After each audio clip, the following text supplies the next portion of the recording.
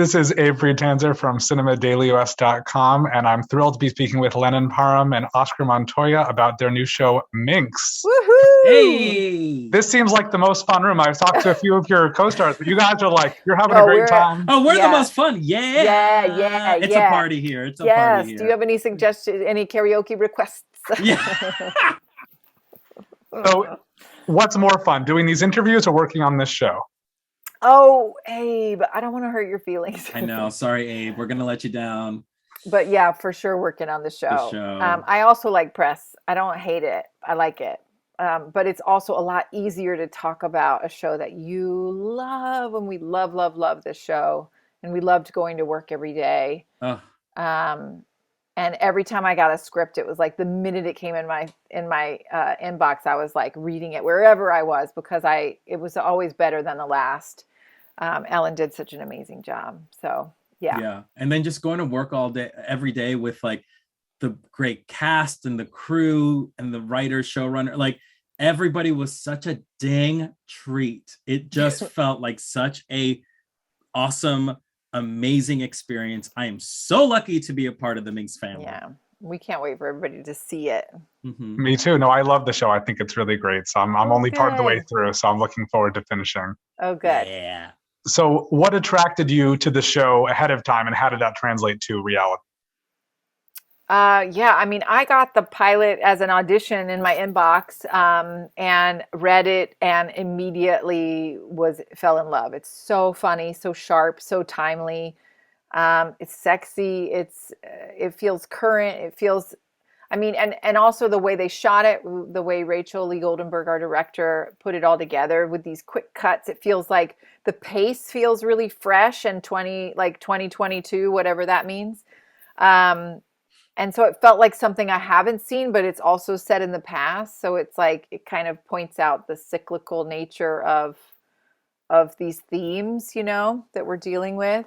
But mostly I just was like, this is the funniest thing I've read in years, and I want to be a part of this. And Ophelia, I think, had boarded at that point, and then Jake came on quickly after that, and it was like a no-brainer for me. So Oscar has a cool story about it, though.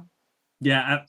Thank you, Lennon. You're welcome. Yeah, no, I mean, the opportunity to be on the show was incredible. I actually helped a friend tape for the show and was like, I read Richie's lines and I was like, oh my gosh, this is funny. Like, I wonder if I can get my hands on this. I want to know. And sure enough, I got an audition for Richie, and it was like I was like, okay, the pilot is so funny. The character is great. Like, and also to work on a show that has not been done before is like incredible, to be a part of this unique experience. So like, yeah, it's so funny because when we read pilots, you sort of don't really get the tone, or sometimes the tone shifts from one side to the other.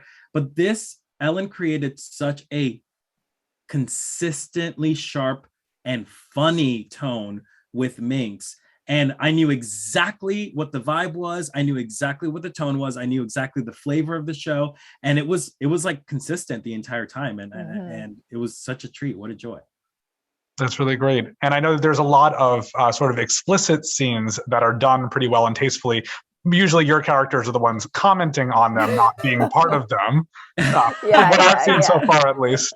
But I know I've read a lot about other shows that have intimacy coordinators and all that. How was that handled on this show to make it so it was something natural and safe? Yeah, I mean, from the top down, I feel like, and you can use that in any way you want, top down.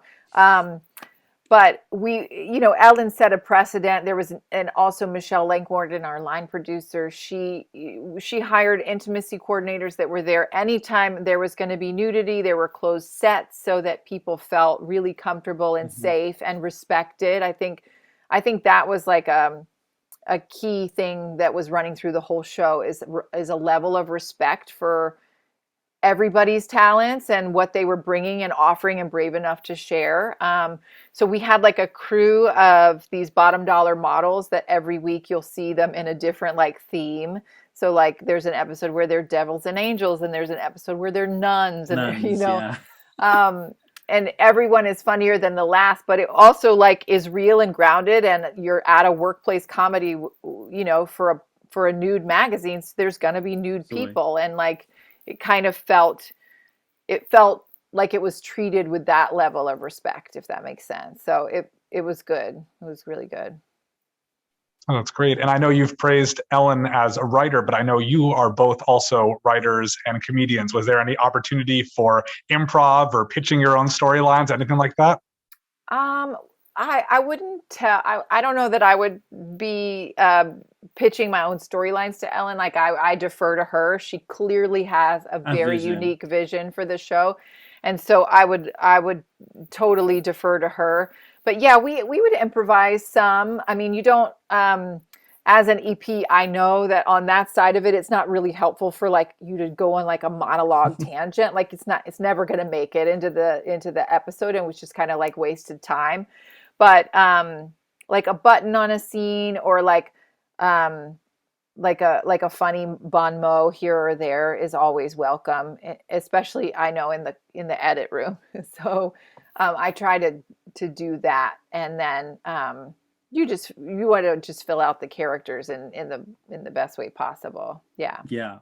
Like we know, like Lennon and I come from an improv background, so we know how to improvise, but we also know what's helpful and what is hurtful. So, our improv wasn't like, we weren't trying to like steal scenes or anything. Our improv was like to add buttons and only to help a little bit here and there, but yeah, nothing exactly. more than that. Exactly.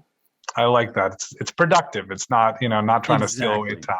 Yeah, not to say that there weren't times when we improvised something ridiculous just so the crew would get a jiggle. Right. A jiggle. Oh my God, a giggle or a laugh and a jiggle. Sometimes a full jiggle. A full belly jiggle. Yeah, I think that fits.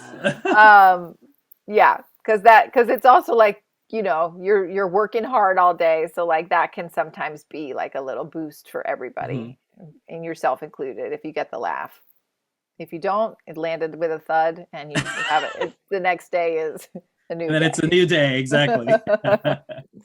Well, for anyone watching who hasn't yet seen this show, I can assure you that it's just as funny as they say. And I thank both of you for the opportunity to speak with me about it today. And thank you. Minx premieres on March 17th on HBO Max. Thank you so much, both. This was a lot of fun. Oh, Thank thanks, you so much, Abe. Abe. All right, we'll see you at Roki.